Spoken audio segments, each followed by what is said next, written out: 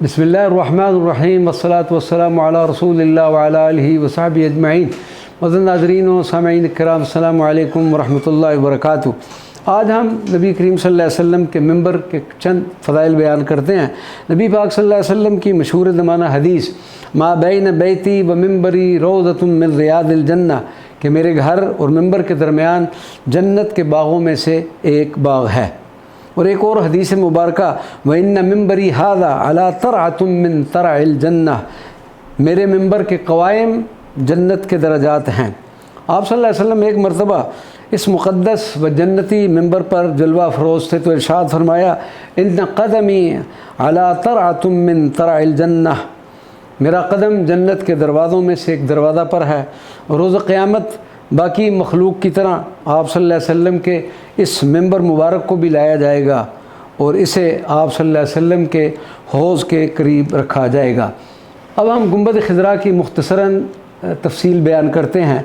वफ़ा में गुंबद हुजरा मुबारका के मुतल्लिक़ है कि मस्जिद नबी शरीफ में आतिशज़दगी से पहले या बाद में कोई गुंबद नहीं हुआ करता था।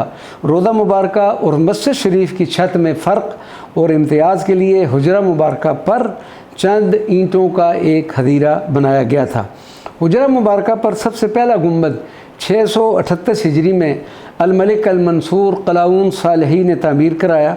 यह गुंबद नीचे की तरफ से मुरब्बा और ऊपर की तरफ से मुसम्मन यानी 8 पहलू था।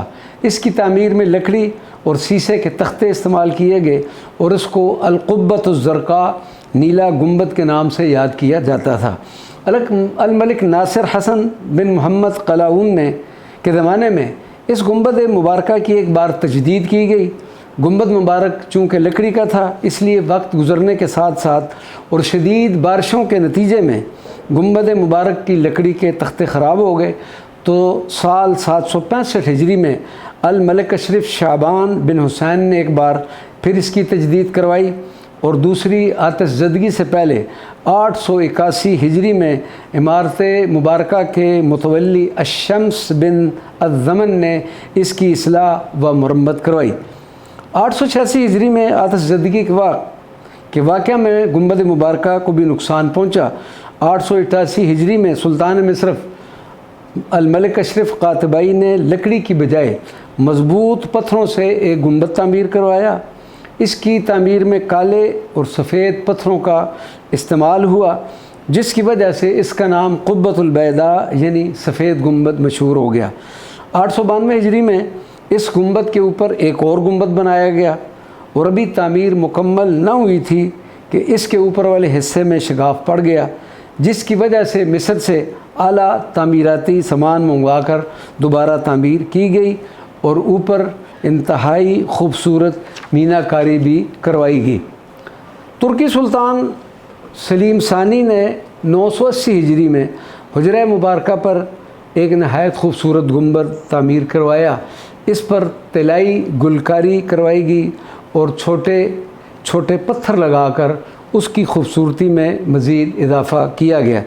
इम्तिदाद ज़माना और मौसमी असरात की वजह से सुल्तान सलीम सानी के तामीर करदा गुंबद का भलाई हिस्से में जब शगाफ पड़ गए, जिस पर सुल्तान महमूद ने गुंबद को असर नौ तामीर करवाया और उस पर सब्ज़ रंग करने का हुक्म दिया, जिसकी वजह से ये गुंबद खज़रा के नाम से मशहूर हो गया। और मौजूदा गुंबद की इमारत खुलफ़ाए उस्मानिया की हमें याद दिलाती है। वमा अलैना इल्लल बलागुल मुबीन।